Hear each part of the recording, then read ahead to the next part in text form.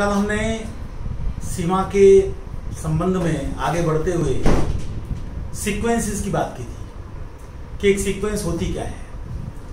तो सीक्वेंस का मतलब है कि संख्याओं का कोई भी क्रम, वे संख्याएं नेचुरल नंबर्स भी हो सकती हैं, इंटीजर्स भी हो सकती हैं, रैशनल नंबर्स भी हो सकती हैं, रियल नंबर्स भी हो सकती हैं, कॉम्प्लेक्स नंबर्स भी हो सकती हैं, और बाद में हम देखेंगे कि फंक्शंस की भी सीक्वेंसेस हो सकती हैं। लेकिन अभी हम अपने को केवल मुख्य रूप से संख्याओं की सीक्वेंसेस तक ही सीमित रखेंगे। तो किसी सीक्वेंस के बारे में हमने देखा था कि जैसे हमने ये लिखा तो इसका मतलब है A1, A2, A3 dot dot dot, और डॉट डॉट डॉट मीनिंगफुल होना चाहिए। वो मीनिंगफुल कई प्रकार से हो सकता है। वो मीनिंगफुल इस प्रकार से भी हो सकता है कि आप an का कोई सूत्र दे दें, जैसे आपने कहा कि an equal to -1 raise to the power n 1/। वो मीनिंगफुल इस प्रकार से भी हो सकता है कि आप n को बता दें 2 raise to the power n। आप मीनिंगफुल वो इस प्रकार से भी हो सकता है कि आप उसको किसी पुराने टर्म्स के मल्टीपल के फॉर्म में लिखें, जैसे 3 times an - 1 n greater than or equal to 2।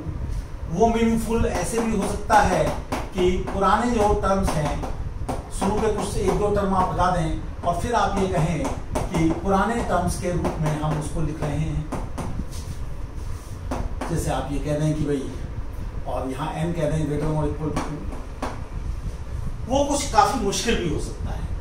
जैसे आप उसको इस रूप में लिखें कि भाई, जैसे आपने लिखा पहले आपको एक संख्या लिखनी है 1 और 2 के बीच में जिसका स्क्वायर 2 से कम हो, तो आपने 1.4 लिखा। अब अगली जो संख्या लिखेंगे आप, वो आप डेसिमल के 2 प्लेस तक लिखेंगे और इस प्रकार से लिखेंगे कि उसका स्क्वायर 2 से कम आए, और अगर आप सेकंड डिजिट को डेसिमल के बाद 1 बढ़ा दें तो फिर वो उसका स्क्वायर जो है वो 1 से 2 से ज्यादा हो जाए, तो आप उसे 1.41 कह सकते हैं, फिर 1.414 कह सकते हैं, 1.4142 कह सकते हैं, डॉट डॉट डॉट।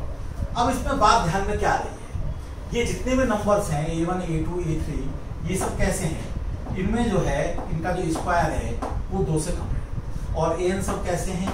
an सब के सब जो है हमारे 1 से बड़े हैं, और an स्क्वायर हमारा 2 से कम है। और किस प्रकार का है कि यदि उस an में, जैसे यहाँ पर हम देखें, इसमें अगर हम यहाँ पर 5 कर दें, यानी कि इसमें अगर हम जोड़ दें 1/10 का क्यूब यानी 0.001, तो यानी पावर अगर n जोड़ दें तो उसका जो स्क्वायर है वो 2 से ज्यादा हो जाता है। तो डेफिनेशन थोड़ा अजीब सी है, लेकिन काम चल रहा है, क्योंकि पहला नंबर आपका कैसा आएगा कि 1 से बड़ा हो और उसका जो स्क्वायर है वो 2 से छोटा हो। तो आप 1.41 भी ले सकते थे, लेकिन मैंने डेसिमल के 1 प्लेस तक लिया। और उसके बाद फिर आप ये देख रहे हैं कि अब आप इसमें जोड़ेंगे 1 जैसे आप चाहते हैं कि 1/10 की पावर 1, यानी कि 0.1 अगर जोड़ दें तो उसका स्क्वायर ज्यादा हो जाएगा। फिर अगला प्लेस आप लिख रहे हैं, वो इस प्रकार की सावधानी के साथ लिख रहे हैं कि उसका स्क्वायर तो 2 से कम हो, लेकिन अगर आप उसमें प्लस कर दें 1/10 स्क्वायर, यानी कि 1.42 कर दें, तो उसका स्क्वायर 2 से ज्यादा हो जाएगा। इसी प्रकार से 1.414 लिखा गया कि इसका स्क्वायर तो 2 से कम है, लेकिन इसमें 1/10 क्यूब अगर हम ऐड कर दें, यानी 1.415 कर दें, तो उसका स्क्वायर 2 से ज्यादा हो जाएगा। तो ये भी एक सीक्वेंस है।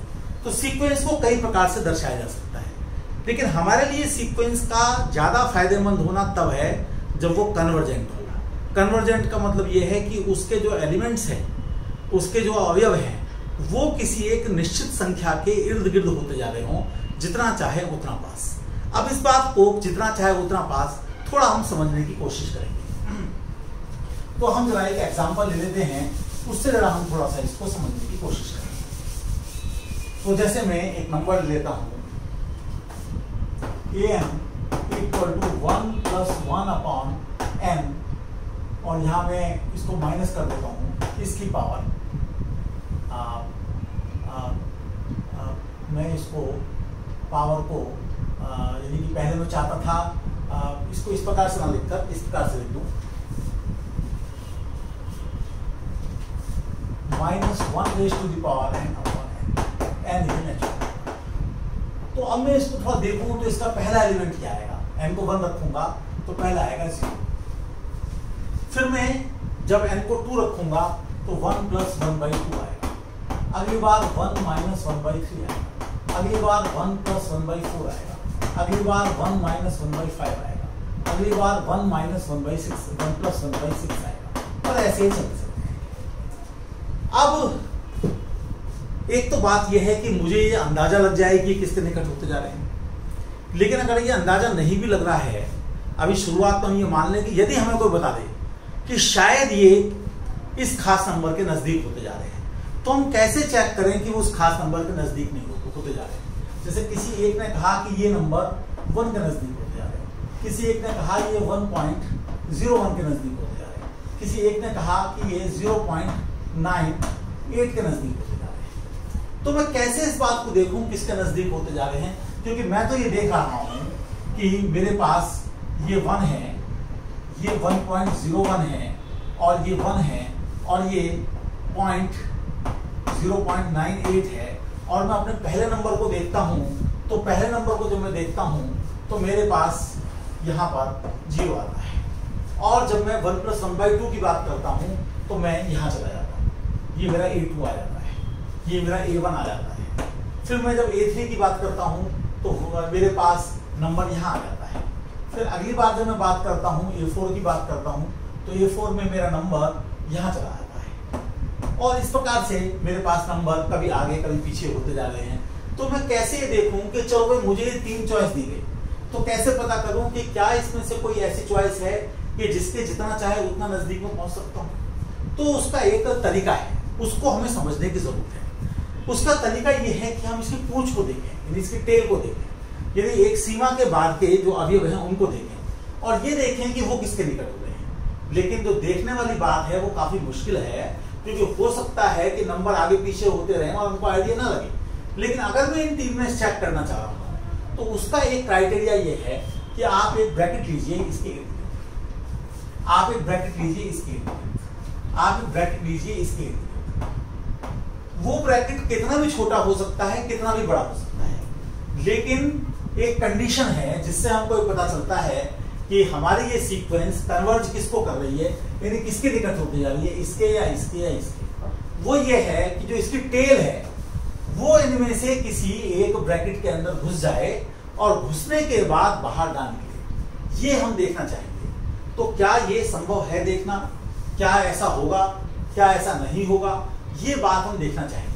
तो आप जैसे मान लीजिए कि आप ये समझिए कि यहाँ पर ये वाली जो चीज है ये आपके पास मान लीजिए 1.001 है, और ये वाली जो चीज है ये 1.013 है। अब आप ये कैसे देखें कि इसके अंदर आपके एलिमेंट्स जा रहे हैं कि नहीं जा रहे। तो निश्चित रूप से जब हम एलिमेंट्स को आगे की तरफ बढ़ाएंगे तो हमारे कुछ एलिमेंट्स निश्चित रूप से इसके भी नजदीक हो जाएंगे, इसके अंदर भी चले जाएंगे। लेकिन इसके अंदर जाने के बाद वो हमेशा इसके अंदर नहीं रह सकते, क्योंकि एक स्थिति ऐसी आएगी जब मैं n को से 1000 से बढ़ा लूंगा। अब अगर मैं n को 1000 से बढ़ा लूंगा तो मेरे पास 1/n कितना होगा, तो 1/n जो है मेरे पास छोटा होगा 0.0016, और जब ये होगा तो मेरे पास an कैसा होगा, an जो है मेरे पास कैसा होगा, 1 से या तो इतना ज्यादा होगा और या 1 से इतना कम होगा। तो इससे ज्यादा जो है हमारे पास स्थिति बनेगी, यानी कि हम जो है इससे भी ज्यादा नजदीक होते चले जाएंगे। तो इसका मतलब यह है कि हमारे जब नंबर इससे भी छोटे होने शुरू हो जाएंगे, 1.001 से भी छोटे होने शुरू हो जाएंगे, तो हम बाहर निकल जाएंगे। या हमारे पास जब नंबर एक सीमा के बाद जब इससे छोटे हो रहे हैं तो वो फिर इधर की तरफ ही इधर जाएंगे, लेकिन वो हमेशा इसके बाहर रहेंगे। हम इसके बारे में अगर देखें तो इसके बारे में भी हमें यही बात समझ में आएगी कि जैसे n को हम एक सीमा तक देखेंगे तो शायद वो इसके अंदर चले जाए, लेकिन अल्टीमेटली वो इसके बाहर निकल जाएंगे। लेकिन हम ये देखेंगे कि हमारे नंबर इसके अंदर जाते हैं और इसके अंदर जाने के बाद कभी भी बाहर नहीं निकलते। इस बात को हम कैसे देखें? इस बात को देखने के लिए हमें ये समझना होगा कि दो नंबर्स अगर x और y हैं तो उनके बीच का डिस्टेंस कितना होता है। Distance between x and y on the number line वो कैसा होता है? तो वो जो है उसको हम लिखते हैं mod x माइनस y। ये हमारा नोटेशन है, इसको आप ध्यान रखिए, इसको समझिए अच्छे प्रकार से। इसको अगर आप समझ लेंगे तो फिर आप डेफिनेशन को कुछ मात्रा में समझ पाएंगे। अब जैसे मैं थोड़ा सा यहाँ लिखना चाह रहा हूँ कि अगर मैं ये दावा करता हूँ अपने अनुभव के आधार पर कि 1 शायद मेरा लिमिटिंग पॉइंट है, तो मैं कैसे देखूं? मैं कोई भी एक ब्रैकेट लूं, मैं कोई ले लूं लेट एप्सिलॉन ग्रेटर देन 0, तो यहाँ पर 1 माइनस एप्सिलॉन हो गया, यहाँ पर 1 प्लस एप्सिलॉन हो गया। मैं चाहता हूं एक सीमा के बाद जितने भी नंबर हैं वो सब के सब जो है इस ब्रैकेट के अंदर रहे, यानी उनका जो डिस्टेंस है जब 1 से लिया जाए तो वो पॉइंट हमारे चूंकि ए यहाँ पर हैं तो उनका जब 1 से डिस्टेंस लिया जाएगा तो वो लेस देन एप्सिलॉन आएगा। हो सकता है शुरू के कुछ एलिमेंट ना हो, ठीक है, तो हम ये कहें कि माना एप्सिलॉन ग्रेटर देन 0 कोई धनात्मक संख्या है, कोई भी हो सकती है। यदि n belonging to n epsilon पर निर्भर करता है, यानी एप्सिलॉन को चेंज करेंगे तो ये भी चेंज जाएगा, निर्भर करता है।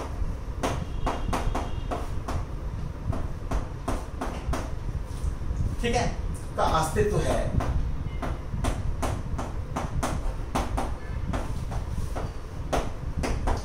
ताकि an-1 is less than epsilon for all n greater than or equal to, इसे मैं n0 कह देता हूं, greater than or equal to n0। एक सीमा के बाद के जितने भी एलिमेंट्स हैं वो इसके अंदर है। तो ये इसकी एक डेफिनेशन है जिसको हम कल समझने का प्रयास करेंगे। आज तो मैंने 1 ले लिया, जनरल लेंगे तो L लेंगे, और कुछ 1-2 सवालों को हम देखेंगे कि जो ये क्राइटेरिया है इससे हम पक्का पता चला पाते हैं कि नहीं चला पाते हैं। तो आज मैंने डेफिनेशन की एक शुरुआत की है, आप इसको थोड़ा समझिए।